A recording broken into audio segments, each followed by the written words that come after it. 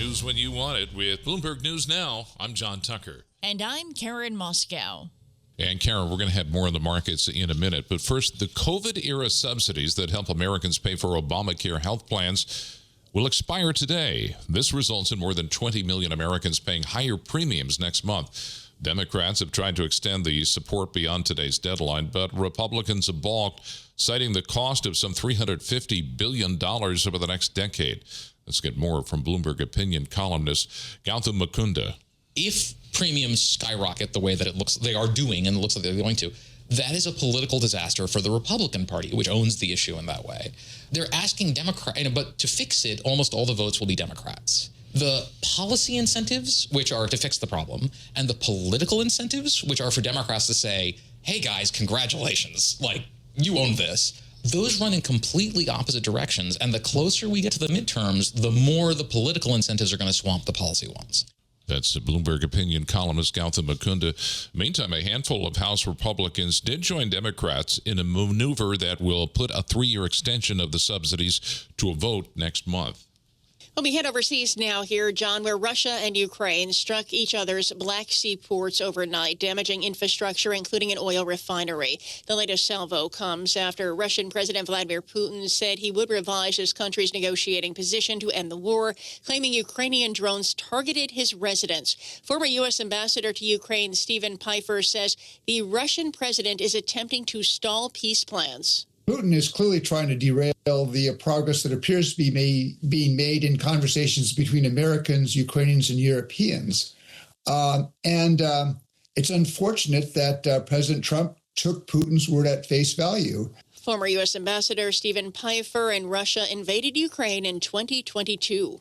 And let's turn to the latest developments in the Middle East. Israeli Prime Minister Benjamin Netanyahu says Iran should heed President Trump's warnings about not restarting its nuclear program.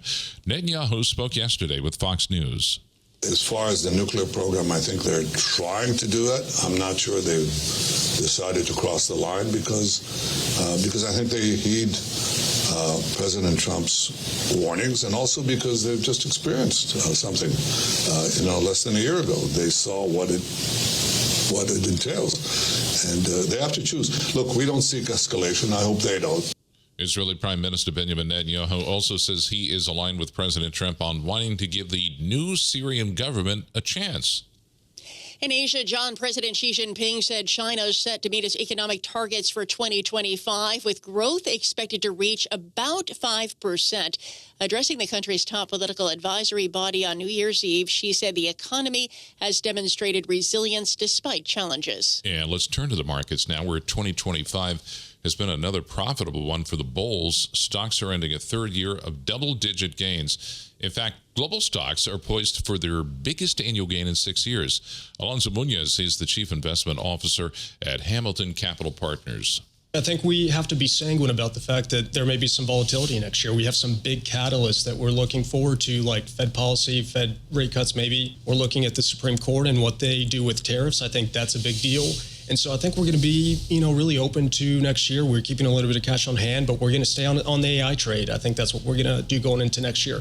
Hamilton Partners Alonso Munoz. So far this year, the MSCI All Country World Index, that's one of the broadest measures of the equity market, has gained 21%.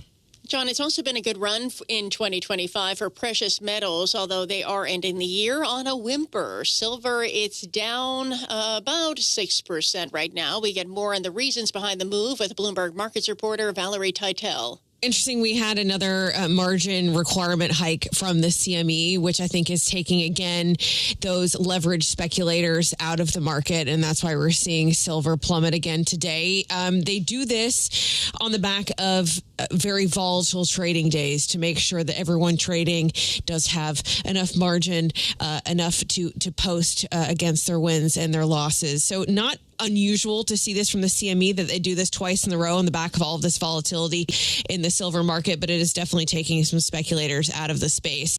And that's Bloomberg Markets reporter Valerie Teitel, who says despite today's losses, silver is up more than 145% this year, and gold, which is also lower today, is up more than 50% in 2025. And oil is heading for its steepest annual loss since the start of the pandemic in 2020.